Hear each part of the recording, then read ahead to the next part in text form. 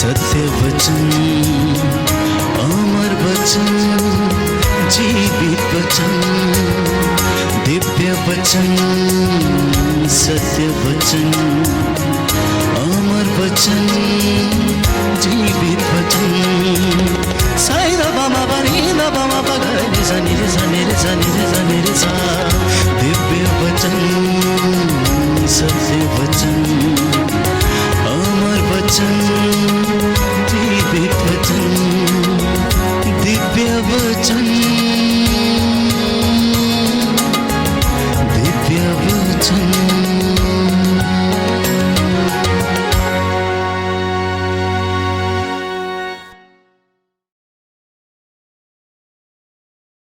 सबको जय यीशु की।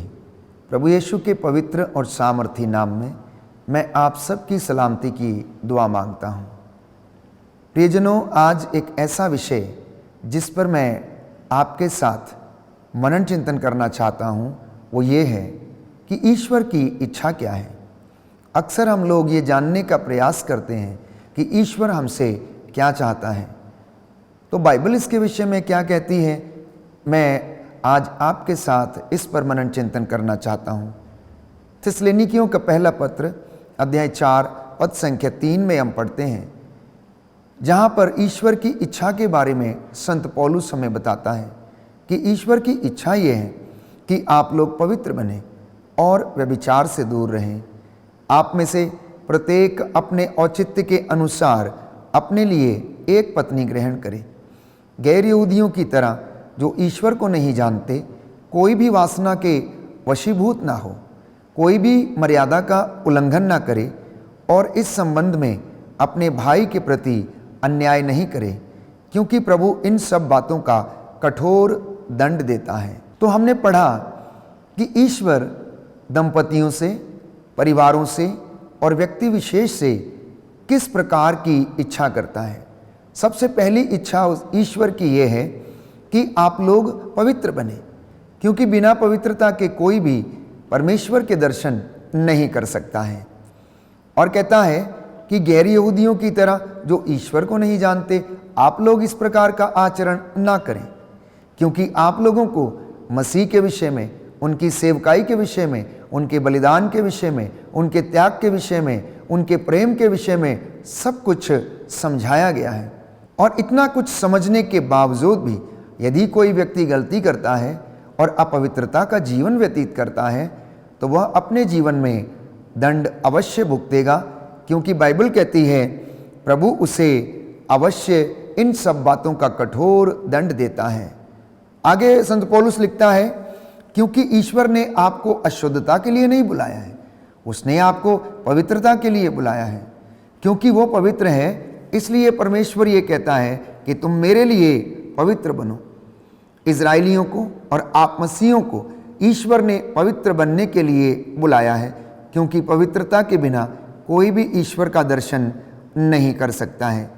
इसलिए जो इस आदेश का तिरस्कार करता है वह मनुष्य का नहीं बल्कि ईश्वर का तिरस्कार करता है, जो आपको अपना आत्मा प्रदान करता है। मुझे और आपको इन तमाम बातों को सुनकर अपने जीवन में आत्मसात करने की आवश्यकता है कि परमेश्वर की इच्छा मेरे और आपके जीवन के लिए, मेरे और आपके परिवार के लिए, मेरे और आपके उद्देश्यों के लिए, हमारी सेवकाई के लिए ईश्वर की इच्छा क्या है। यूं तो बाइबल हमें अनेक बातों के विषय में बताती है, लेकिन प्रभु ये कहता है कि वो आपसे यही चाहता है कि आपका दाम्पत्य जीवन पवित्र हो, आपका वैवाहिक जीवन पवित्र हो, पति पत्नी का जीवन पवित्र हो। आप वासना से नहीं, पवित्र आत्मा से संचालित रहें, क्योंकि वासना जो संसार के अनुसार आपसे कार्य करवाती है, उसकी वजह से आपका जीवन नष्ट होने लगता है। तो जिस परिवार में पवित्रता है, दाम्पत्य जीवन शुद्ध है और पवित्र है, तो उनके बच्चे भी शुद्ध होंगे और पवित्र होंगे। संत पौलुस कहता है कि यदि जड़ें पवित्र हैं तो उसका फल भी पवित्र होगा, वह पेड़ भी पवित्र होगा, क्योंकि पेड़ की पहचान उसके फल से की जाती है। तो यदि परिवार में बच्चे वासना जैसी बुराइयों, नशे जैसी बुराइयों, ड्रग्स और अनेक प्रकार के व्यभिचार और बंधनों में जकड़े हुए हैं, तो इसका सीधा सा तात्पर्य यह है कि माता पिता का दाम्पत्य जीवन पवित्र नहीं है। और इसी की वजह से बच्चों के जीवन में भी यही बुराई पनपने लगती है, और जब वो बड़े हो जाते हैं तो ये बुराई उनके जीवन में ऐसे घर कर लेती है कि वह उससे निकल नहीं पाते हैं। तो बाइबल हमें बताती है, मत्ती के सुसमाचार अध्याय 9 पद संख्या 6 में हम पढ़ते हैं कि परिवार एक रिश्ता है। अब वे लोग दो नहीं हैं बल्कि एक शरीर है, एक तन, एक मन और एक आत्मा है। पुरुष अपने माता पिता को छोड़ेगा और अपनी पत्नी के साथ रहेगा। ये हम बाइबल में पढ़ते हैं प्यारे भाइयों और बहनों। अब से वो दो नहीं है, हर एक चीज़ पर उनका बराबर का अधिकार है। वहाँ पर वे लोग ये नहीं कह सकते कि ये तेरा है या ये मेरा है, इस पर तुम्हारा अधिकार है और इस पर मेरा अधिकार है। नहीं प्रियजनों, पति पत्नी के लिए अपने आप को एक दूसरे के प्रति समर्पण करने के अलावा कोई दूसरी बात उनके जीवन में नहीं होनी चाहिए। तो जब ये रिश्ता पवित्र होगा तो इस रिश्ते से उत्पन्न होने वाली चीज़ें, उत्पन्न होने वाले फल भी प्यारे भाइयों और बहनों पवित्र होंगे। पेतरुस का पहला पत्र अध्याय 2 पद संख्या 15 बाइबल हमें बताती है कि ईश्वर चाहता है आप अपने सदाचरण के द्वारा अनर्गल बातें बोलना छोड़ दें। मूर्खों का मुंह आप लोग यदि बंद करना चाहते हैं तो वो परमेश्वर के वचन के अनुसार आप कर सकते हैं। परमेश्वर के वचन के द्वारा ये आप कर सकते हैं। इसलिए बाइबल कहती है, सुक्ति ग्रंथ अध्याय 3 पद संख्या 5 से 6 में हम पढ़ते हैं कि तुम सारे हृदय से प्रभु का भरोसा करो, अपनी बुद्धि पर निर्भर मत रहो, सब कार्यों में उसका ध्यान करो क्योंकि वह तुम्हारा मार्ग प्रशस्त करता है। आज बहुत सारे लोग ईश्वर के वचनों पर भरोसा करने की बजाय सांसारिक चीज़ों पर विश्वास करते हैं। अपनी बुद्धि, अपनी मन और अपने ज्ञान पर वे लोग तर्क करते हैं, अपने गुणों पर उन्हें गर्व होता है। लेकिन बाइबल इसके विपरीत हमें बताती है कि यदि आपको गर्व करना है तो मसीह के क्रूस पर, यदि आपको गर्व करना है तो प्रभु की शिक्षा पर, जो आपका मार्ग प्रशस्त करती है। याद रखें कि ईश्वर की इच्छा आपके जीवन के लिए यह है कि आप लोग पवित्र बने, क्योंकि पवित्रता के अभाव में कोई भी ईश्वर के दर्शन नहीं कर सकता है, कोई भी स्वर्ग राज्य में प्रवेश नहीं कर सकता है। और यह पवित्रता चारों स्तर पे अनिवार्य है, मानसिक स्तर पे, शारीरिक स्तर पे, आत्मिक स्तर पे, और प्यारे भाइयों और बहनों हमारी बुद्धि और ज्ञान जो हमारे पास है उस स्तर पर यह पवित्रता अनिवार्य है। इसलिए बाइबल कहती है, लेवी ग्रंथ अध्याय 11 पद संख्या 44 में हम पढ़ते हैं कि मैं प्रभु तुम्हारा ईश्वर हूं, इसलिए तुम अपने आप को पवित्र करो और पवित्र बने रहो क्योंकि मैं पवित्र हूं। प्रियजनों, प्रभु इतना पवित्र है, इतना पवित्र है कि हम में से कोई भी उसकी पवित्रता के दर्शन तब तक नहीं कर सकता है जब तक कि हम पवित्र नहीं बनते हैं। शारीरिक रूप से, मानसिक रूप से, दृष्टि की रूप से, आत्मिक रूप से, इन चारों स्तरों पर हमें पवित्रता की आवश्यकता है, क्योंकि प्रभु बार बार हमें याद दिलाता है कि मैं वो प्रभु हूं जो तुम्हें इसलिए मिस्र से निकाल लाया कि मैं तुम्हारा अपना ईश्वर बनूं। कहता है कि मैं तुम्हारा अपना ईश्वर बनूं, क्योंकि मैं पवित्र हूं इसलिए तुम मेरे लिए पवित्र बनो। लेवी ग्रंथ अध्याय 19 पद संख्या 2 में हम पढ़ते हैं, इजराइलियों के सारे समुदाय से यह कहो कि तुम पवित्र बनो।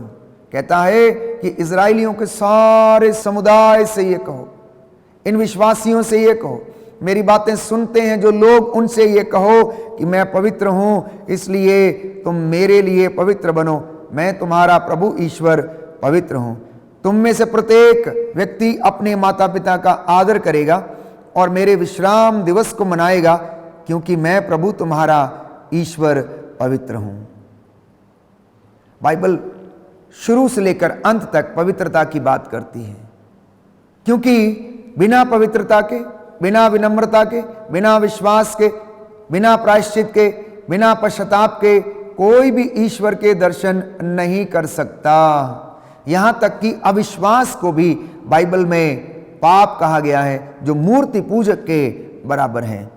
इसलिए इंसान को इन तमाम चीजों में ऊंचा उठने की आवश्यकता है। जिंदगी के हर स्तर में उसे अव्वल रहने की आवश्यकता है। लेवी ग्रंथ अध्याय 20 पद संख्या 26, मेरे लिए तुम पवित्र बनो क्योंकि मैं पवित्र हूं। मैंने तुम लोगों को अन्य राष्ट्रों से अपने लिए अलग कर लिया है। कितनी सुंदर बात है। प्रभु कहता है कि मैंने तुम्हें अन्य राष्ट्रों में से अपने लिए अलग किया है। हे इज़राइलियों, तुम क्यों मरना चाहते हो? तुम मेरी बातें क्यों नहीं मानते? तुम उन पर क्यों नहीं चलते? तुम मेरी आज्ञाओं का पालन क्यों नहीं करते? मैं तुम्हें अपने साथ रखना चाहता हूं। मैं अपने साथ तुम्हें लेकर चलना चाहता हूं। मैं तुम्हारी रक्षा करता आया हूं। मेरा प्रेम तुम्हारे लिए अनंत काल से बना हुआ है। अब तुम मेरी बात क्यों नहीं मानते? तुम मेरी बात मानो और उस पर चलो। मेरे आदेशों का तुम पालन करो। मेरे लिए तुम पवित्र बनो। इसलिए संत पौलुस भी पेतरुस को लिखते हुए पहले पत्र अध्याय 1 पद संख्या 16 में कहता है, पवित्र बनो क्योंकि मैं पवित्र हूं। पवित्र बनो क्योंकि मैं पवित्र हूं। लेवी ग्रंथ अध्याय 20 पद संख्या 7, कि तुम अपने को पवित्र करो और पवित्र बने रहो। मैं प्रभु तुम्हारा ईश्वर पवित्र हूं। तुम मेरी विधियों का पालन करोगे और उनके अनुसार आचरण करोगे। मैं वो प्रभु हूं जो तुमको पवित्र करता हूं। प्रभु कहता है कि तुम मेरी विधियों का पालन करो, मेरे आदेशों पर चलो। मैं वो प्रभु हूं जो तुम्हें चंगा करता हूं। मैं वो प्रभु हूं जो तुम्हें सामर्थ देता हूं। मैं वो प्रभु हूं जो तुम्हारे आगे आगे चलता हूं। मैं वो प्रभु हूं जो तुम्हें पवित्र करता हूं। इसलिए आज प्रभु आपके चौखटों को, आपके बिछौनों को, आपके आटा गूंदने की परात को, आपकी कलम जिससे आप दफ्तर में लिखते हैं, उसको शुद्ध करे, पवित्र करे। आपको इन आंखों की पवित्रता प्रदान करे जिससे कि आप लोगों में ईश्वर का प्रेम देख सके। आप लोगों के सेवा करने के लिए आपके कदम आगे बढ़ जाएं। लोगों की सेवा में आपके हाथ सदा उठे रहें। इब्रानियों के पत्र अध्याय 12 पद संख्या 14, प्रभु का वचन ये कहता है कि पवित्रता की साधना करो। आज दुनिया अनेक प्रकार की साधना करने के लिए तैयार रहती है। तीर्थ करने के लिए जाती है, स्नान करने के लिए जाती है, अनेक तीर्थ स्थानों पर जाकर माथा टेकती है और सोचती है कि तीर्थ स्थान पर जाने से पापों का प्रायश्चित हो जाता है। प्यारे भाइयों और बहनों, बाइबल कुछ और ही बताती है।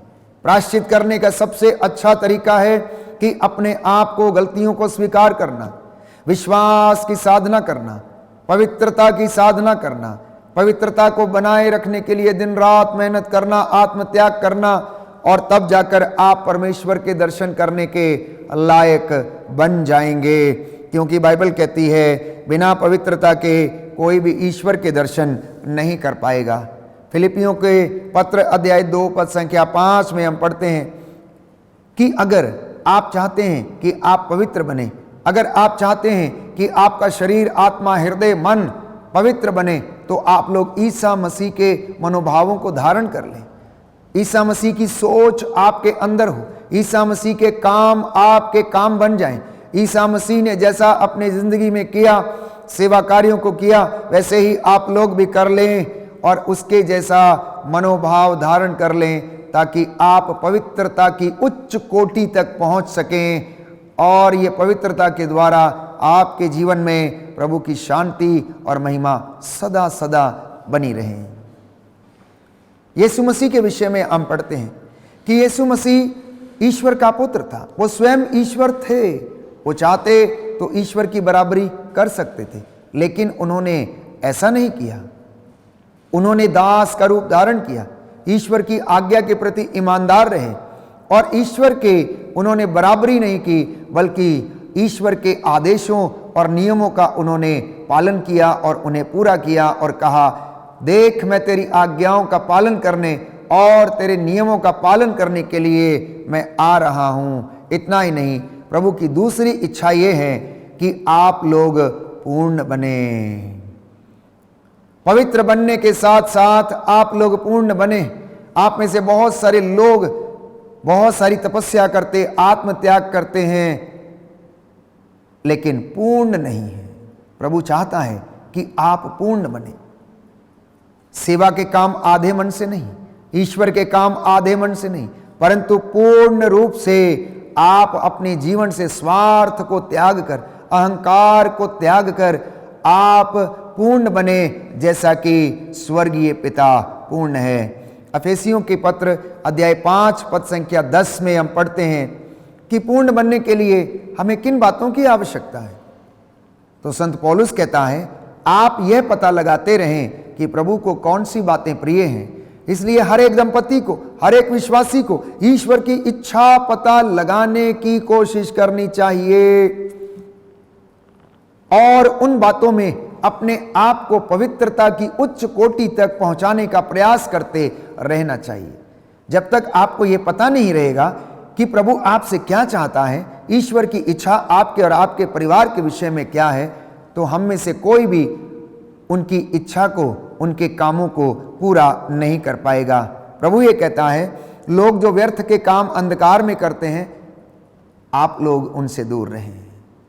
गैर यहूदी जो मसीह को नहीं जानते और व्यर्थ के काम अंधेरे में करते हैं, प्रभु ये कहता है कि आप लोग दूर रहें। तो सुनिए ध्यान से, प्रभु की इच्छा आपके विषय में, आपके परिवार के विषय में यह है कि आप लोग पवित्र बने, आप लोग पवित्रता की साधना करें, आप लोग व्यभिचार से दूर रहें, आप लोग ईसा मसीह का मनोभाव धारण करें, आप लोग पवित्र बने, आप लोग पूर्ण बने, जैसा कि स्वर्गीय पिता पूर्ण है। आप लोगों के जीवन में अहंकार, ईर्ष्या, द्वेष, दलबंदी और किसी प्रकार के कोई भी अवगुण ना रहे। आप लोग, प्रभु कहता है, उन बातों का पता लगाते रहें जो बातें ईश्वर को प्रिय हैं। जिस दिन आप जान जाएंगे कि ईश्वर को ये बातें प्रिय हैं, तो आप लोग अपने आप को धन्य समझिए, क्योंकि जब तक इंसान उन बातों का पता नहीं लगाता जो ईश्वर को प्रिय हैं, तो आप पर प्रभु की पवित्रता में, कृपा में आगे नहीं बढ़ सकते। तो एफेसियों के पहले पत्र अध्याय 1 पद संख्या 4 में हम पढ़ते हैं कि उसने संसार की सृष्टि से पहले मसीह में हमको चुना है, जिससे कि हम मसीह से संयुक्त होकर उसकी दृष्टि में पवित्र तथा निष्कलंक समझे जाएं। तो ईश्वर ने आपको और मुझे मसीह में सबसे पहले चुन लिया था। सर्वप्रथम हमें इस बात के लिए चुन लिया था ताकि हम पवित्र बने, हमारे घर पवित्र हों, हमारी चौखटें पवित्र हों, हमारे घर के आटा गूंदने की परात पवित्र हो। और बाइबल हमें बताती है कि अगर तुम मेरी इन बातों को मानोगे, अगर तुम मेरे आदेशों का पालन करोगे, अगर तुम मेरे नियमों पर चलोगे और विश्राम दिवस को पवित्र रखोगे, उसका उल्लंघन नहीं करोगे, तो ये सारे वरदान तुम्हारे घर में, तुम्हारे जीवन में आन पड़ेंगे। नगर में तुम्हारा कल्याण होगा, देहात में तुम्हारा कल्याण होगा, तुम्हारी आटा गूंदने की परात, तुम्हारी भेड़ बकरियां और उनके बच्चों तक को ईश्वर आशीर्वाद प्रदान करेगा।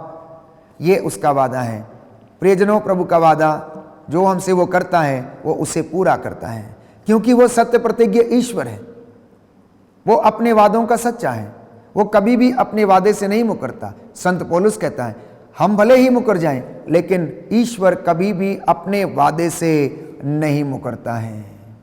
इसलिए आज इस वचन को सुनने और समझने की कोशिश करें। पवित्रता हमारे जीवन में और कई ऐसे काम हैं जिन्हें करने पर आती हैं। परमेश्वर के 10 हुक्म हमें दिए गए हैं। एक ईश्वर है, उसकी आराधना करो, उसको छोड़कर दूसरे की आराधना मत करो। प्रभु का दिन पवित्र रखो, माता पिता का आदर करो, व्यभिचार मत करो, चोरी मत करो, झूठी गवाही मत दो, पराये धन का लालच ना करो, पराई स्त्री की कामना ना करो। अगर हम इन बातों को आत्मसात करते हैं, इन पर चलते हैं और ये हमारे जीवन में लगातार बनी रहती हैं, तो मैं समझता हूँ बहुत जल्दी हम पवित्रता के सीढ़ियाँ चढ़ने लगेंगे और हमारा विश्वास दृढ़ होता जाएगा।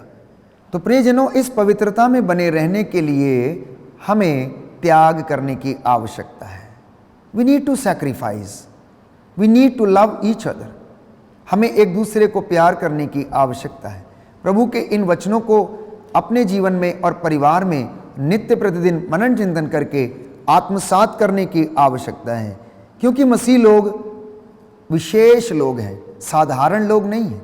और इसके विषय में बाइबल कहती है कि प्रभु ये कहता है कि मैंने तुम्हें मिस्र की गुलामी से छुड़ा लिया, मैंने अपने बाहुबल से और अपने दाहिने हाथ के सामर्थ्य से तुम्हें फिरौन की गुलामी से आज़ाद किया, क्योंकि मैं तुमसे प्रेम करता था और अब भी करता हूँ और करता रहूँगा, और मेरा प्रेम अनंत काल तक बना रहता है।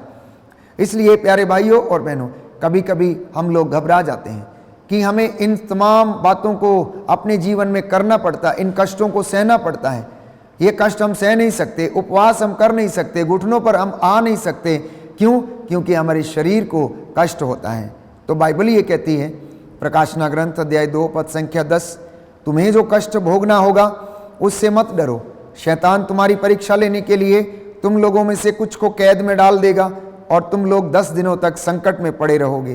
तुम मृत्यु तक ईमानदार बने रहो और मैं तुम्हें जीवन का मुकुट प्रदान करूंगा।